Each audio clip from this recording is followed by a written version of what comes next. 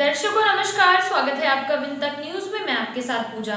विनतक के साथ भाजपा जिलाध्यक्ष अजय सिंह की खास बातचीत, आइए सुनते हैं। जनता पार्टी के जिला अध्यक्ष अजय सिंह जी के पास विनतक न्यूज में आपका स्वागत है। बहुत बहुत धन्यवाद, आपका भी स्वागत है। पहला मेरा प्रश्न है, कांग्रेस पार्टी भारत जोड़ो यात्रा कर रही है, इस विषय पे आपका क्या कहना है? कांग्रेस पार्टी भारत जोड़ो यात्रा नहीं, भारत तोड़ो यात्रा कर रही है। जिस तरह से इस यात्रा में जिन लोगों के द्वारा सम्मिलित हुआ जा रहा है, जो लोग इसमें सम्मिलित हो रहे हैं, जिस तरह के देश विरोधी नारे लग रहे हैं, जिससे देश की जनता जान चुकी है कि इनकी भारत जोड़ो नहीं, भारत तोड़ो यात्रा है। दूसरा, मंत्रिमंडल के विस्तार की चर्चा चल रही है, इस विस्तार में बिंद का सौगत मिलेगी या पहले जैसी स्थिति बनी रहेगी?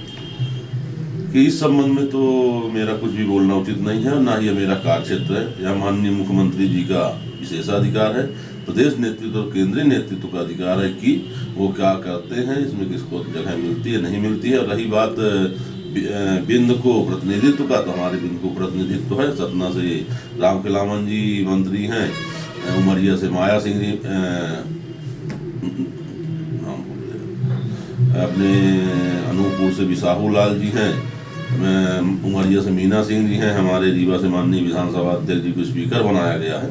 हमारे बिंद को प्रतिनिधित्व है और निश्चित तौर पर हर क्षेत्र चाहता कि बढ़े, ये उनका विशेषाधिकार है प्रदेश नेतृत्व। आगामी विधानसभा चुनाव में बिंद क्षेत्र को लेकर भाजपा क्या रणनीति है? भाजपा बिंद क्षेत्र में क्या अपेक्षा कर रही है? भारतीय जनता पार्टी के द्वारा 2018 के चुनाव में रीवा जिले की 8 सीटें और हमारे बिंद में 24 सीटें हमको प्राप्त हुई थी, रीवा और शहडोल संभाग मिलाकर। और निश्चित तौर पर 2023 के चुनाव में हम इससे और ज्यादा प्लस होंगे, कहीं भी कोई कमी होने का गुंजाइश नहीं है। आप वर्तमान में जिला अध्यक्ष हैं, चुनावी वर्ष चल रहा है, आने वाले समय को आप किस भूमिका में आप देखना चाहते हैं? निश्चित तौर पर हम जिला अध्यक्ष हैं और हमारा दायित्व कि पार्टी का बूथ तक विस्तार हो। भारतीय जनता पार्टी जिस तरह से 2018 में 8 सीटें पाई थी, 2023 में हम पुनः उस परिणाम को दोहरा सके और उसके बाद हम 24 में भी हमारी केंद्र में भी सरकार बने। हमारा काम है पार्टी का बूथ स्तर तक संगठन का सुदृढ़ीकरण, संगठन का विस्तार और बिंद में पूर्ण भाजपा का परचम लहराना। विपक्ष का बड़ा आरोप है कि भाजपा सरकार विकास के बड़े बड़े वादे दावा कर रही है। रीवा नगर निगम में जनसंख्या 3,24,000 है, जिसमें 50% गरीब, हजारों परिवार अति गरीब रहने हैं, मजदूर वर्ग के हैं। ये कैसा विकास है? विकास है, हमको लगता है कि आपने रीवा को देखा नहीं है। 2003 के पहले का रीवा और आज 2023 का रीवा, मुझे लगता है कि आज रीवा महानगरों की तरफ भी विकसित हो रहा है। आप देखिए, यह सामने से जो रोड निकल रही है, रोड कभी हुआ करती थी, नेहरू नगर से सिरमौर चौराहे या धोबिया टंकी हॉस्पिटल जाना हो तो आदमी सफेद से भूरा काला हो जाता था, सिर्फ धूल ही धूल थी। आज चारों तरफ चमचमाती रोड है। एक बाईपास की मांग करते थे, तब मुझे याद है कि हम लोग छात्र हुआ करते थे तो प्रतिदिन कहीं ज्योति स्कूल के सामने, कहीं पीके स्कूल के सामने, कहीं मार्तंड स्कूल के सामने बड़े बड़े ट्रक निकलते थे और हमारे छात्र भाई बहन उसमें एक्सीडेंट का शिकार हुआ करते थे।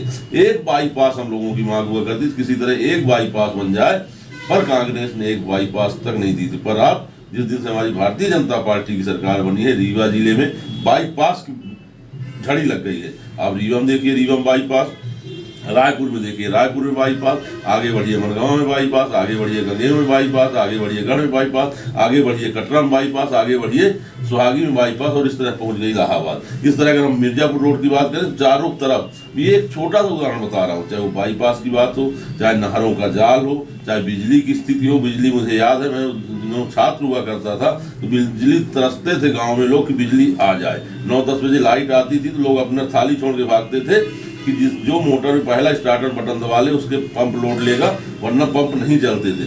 तो लाइट आती भी थी तो वोल्टेज नहीं होता था या आती ही नहीं थी, तब लाइट आना चर्चा का विषय होता था, नहीं लाइट आ गई। और आज लाइट जाना चर्चा का विषय है। तो चारों क्षेत्र में, आप स्वास्थ्य क्षेत्र में देख लीजिए, जहां संजय गांधी और जीवंत, आज हमारे यहाँ रीवा में सुपर स्पेशलिटी बन चुका है, सामुदायिक स्वास्थ्य केंद्रों की स्थिति सुधरी है, कई सिविल हॉस्पिटल बने हैं। रीवा की स्थिति यह है कि आज प्राइवेट हॉस्पिटल भी रीवा की ओर पलायन कर रहे हैं, रीवा की ओर आ रहे हैं। उनको लग रहा है कि रीवा में भी आज एक महानगर की तर्ज पर रीवा विकसित हो रहा है।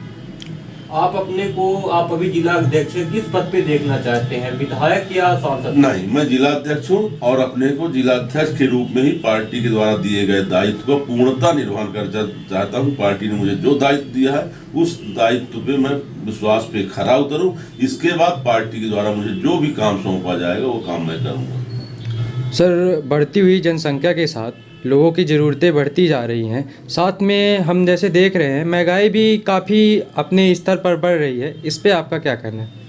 महंगाई तो देखिए एक प्रक्रिया है। अगर हम आज़ादी के बाद से बात करें आज तक की, तो थोड़ा थोड़ा थोड़ा थोड़ा, पर उसके साथ आप देखिए ना, आज रीवा में लोगों का आय की इनकम बढ़े हैं। जिन किसानों के यहाँ 2 व्हीलर नहीं हुआ करता था, आज वो किसान 4 व्हीलर में चल रहे हैं। अगर महंगाई बढ़ रही है, लोगों की इनकम भी उससे कई गुना ज़्यादा बढ़ी है, फिर भी महंगाई पे भी कंट्रोल है। कहीं कोई ऐसा नहीं है, हर तरफ रीवा जिले में आज आप रीवा में रह के देखिए, पहले देखते थे कि यूरिया खाद के लिए लड़ाई झगड़े होते थे, तो लाइन लगती थी, पानी के लिए लाइन लगती थी। जिन किसानों के यहाँ मुझे लगता था 2 एकड़ जमीन हुआ करती थी और 4 कुंटल 6 कुंटल नहीं उगा पाते थे, वो आज तो 50 कुंटल 60 कुंटल 100 कुंटल उगा रहे हैं। तो कहीं ना कहीं महंगाई अगर बढ़ी है तो लोगों की इनकम भी उससे कई गुना ज़्यादा बढ़ी है।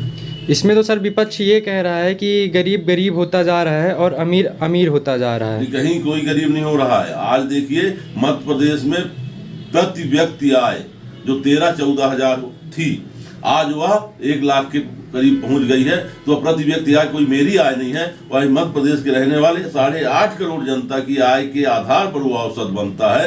और जो औसत 11,000 15,000 हुआ करता था, आज वह 1 लाख हुआ, तो वहाँ गरीब हो रहा है। 11,000 से 1 लाख 10 गुना लोग प्रति व्यक्ति आय बढ़ चुकी है मध्य प्रदेश की। मध्य प्रदेश का विकास दर हिंदुस्तान में सर्वाधिक पिछले 5-6 वर्षों से चल रहा है, 16%, 18%, 19%। तो कहाँ गरीबी बढ़ रही है?